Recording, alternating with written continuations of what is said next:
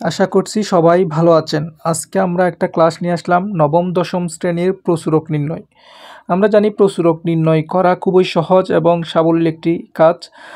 তারপরেও প্রচুরক নির্ণয় করতে গিয়ে অনেক সময় অনেক স্টুডেন্ট দ্বিধাদ্বন্দ্বের মধ্যে পড়ে যায়, কখন কি করতে হবে। আচ্ছা, আমরা প্রশ্নটা একটু দেখি।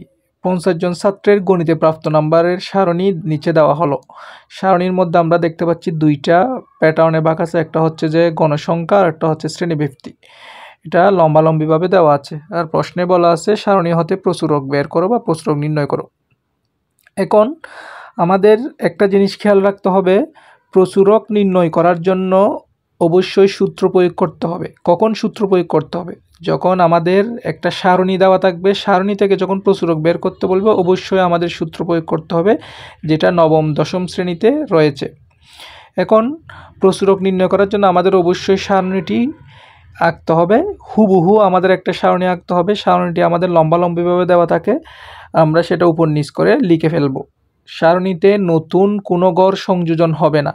সারণীতে দেওয়া থাকে শ্রেণীব্যক্তি এবং গণসংখ্যা। এই শ্রেণীব্যক্তি এবং গণসংখ্যাটাই আমাদের উপর নিচ করে লিখতে হবে। অবশ্যই পাশাপাশি লিখলেও হয়, তবে উপর নিচ করে লিখলে ভালো।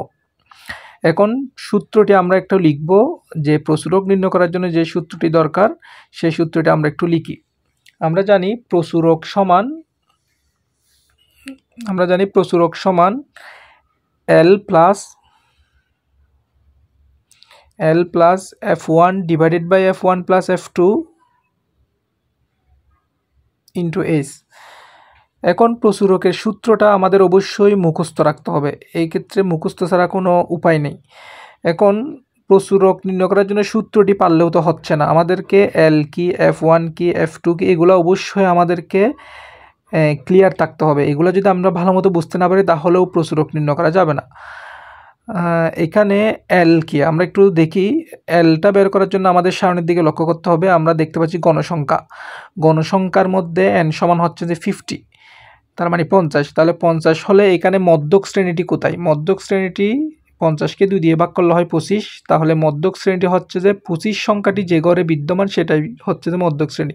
আমরা উপর থেকে হিসাব করলে আমরা দেখব 25 সংখ্যাটি, এখানে যদি আমরা উপর থেকে আসি 12 যে গণসংখ্যার ঘরটি দেখা যাচ্ছে সেই ঘরেই হচ্ছে 25 সংখ্যাটি বিদ্যমান। আমি আবার বলতেছি, উপর থেকে আমরা হিসাব করলে 12 সংখ্যাটিতেই 25 সংখ্যাটি বিদ্যমান। তাহলে 12 এর ওই ঘরটি হচ্ছে যে মধ্যক শ্রেণী। আর মধ্যক শ্রেণীর যে শ্রেণী ব্যবধান সেটার প্রথমটাই হচ্ছে যে এল, অর্থাৎ শ্রেণীর নিম্নসীমা। মধ্যক শ্রেণীর নিম্নসীমাকে এল বলা হয়। এরপর হচ্ছে যে F1টা হচ্ছে যে মধ্যক শ্রেণী যেটা আমরা পেলাম সেই শ্রেণীর পূর্ববর্তী গণসংখ্যা বিয়োগ করলে যেটা পাওয়া যায় সেটাই হচ্ছে যে মধ্যক শ্রেণী। অর্থাৎ আমরা যদি মধ্যক শ্রেণীর F1 বের করতে যাই তাহলে 12 থেকে 8 বাদ দিলে হয় 4। এরপরে হচ্ছে যে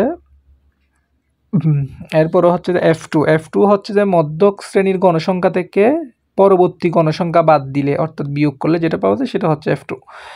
আচ্ছা, এখন আমাদেরকে খেয়াল করতে হবে যে এখানে এইচ কি। এইচ হচ্ছে যে শ্রেণী ব্যবধান হচ্ছে যে, যেমন এখানে 51 থেকে 50, এটা 51 থেকে 60, এটা একটা শ্রেণী ব্যবধান। এখানে 10 ব্যবধান রয়েছে, তাহলে এটাই হচ্ছে যে শ্রেণী ব্যবধান হচ্ছে যে এইচ।